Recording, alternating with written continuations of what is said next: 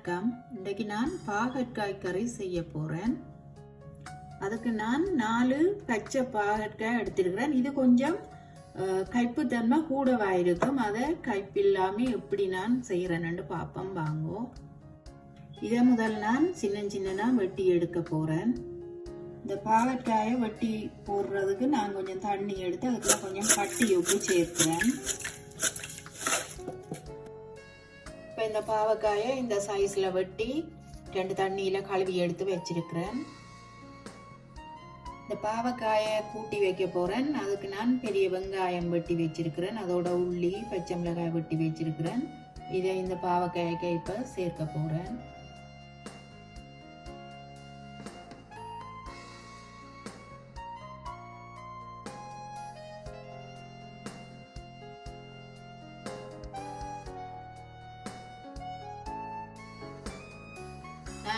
இந்த இளநி தண்ணியையும் புளி கரைச்சி வச்சிருக்கிறேன். அதையும் இந்த பாகக்காய்க்கு சேர்க்க போறேன்.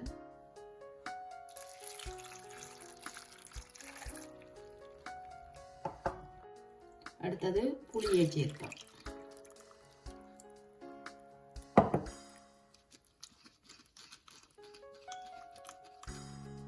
இந்த இளநி ஏன் சேர்த்து அவிய விடுறேன்னா அந்த பாகக்காயின கைப்புத்தன்மை தெரியக்கூடாதுன்றதுக்காண்டித்தான் இளநியும் புளியும் கொஞ்சம் கூட சேர்க்கணும். அதோட நான் இப்ப உப்பு சேர்க்கிறேன். ஒரு கொஞ்சம் வெந்தயம் சேர்க்கிறேன். அதோட கொஞ்சம் சின்ன சீரகம் சேர்க்கிறேன். இதை நான் இப்ப அவிய வைக்க போறேன். இதை அவிஞ்சு கொண்டு வரத்தான் தூள் சேர்க்க போறேன். இதை மூடி அவிய விடுவேன்.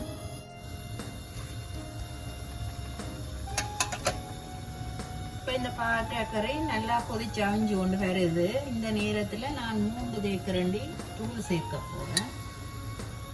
பாகற்காய்க்கு கொஞ்சம் தூள் கூட சேர்த்தா நல்லா இருக்கும். இது எல்லாத்தையும் நல்லா கலந்து விடுவோம்.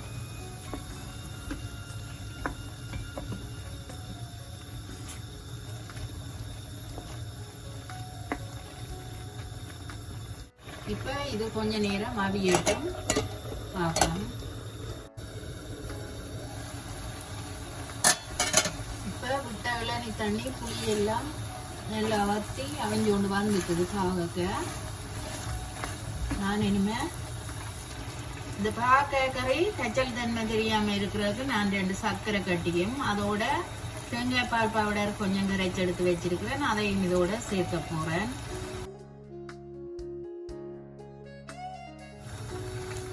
இந்த பால் எல்லாம் விட்டுட்டு நல்லா இருக்கா கலந்து மூடி அவிய விடுவோம்.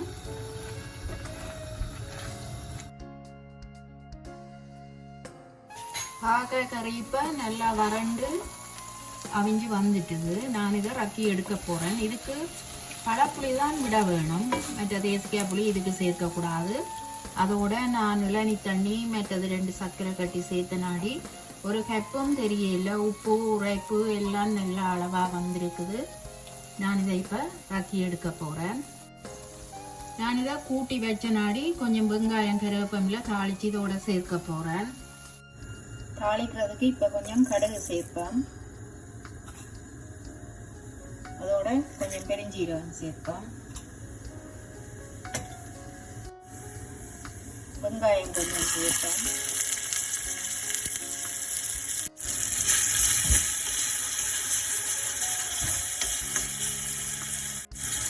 கருவேப்பிலை சேர்ப்பேன்.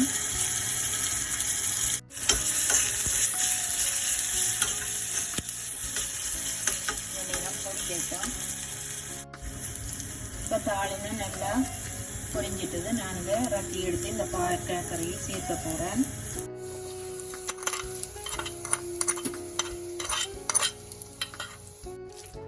இந்த தாளினையை இந்த கறிக்கு சேர்த்து நல்லா எல்லாத்தோடையும் கலந்து விடுவோம்.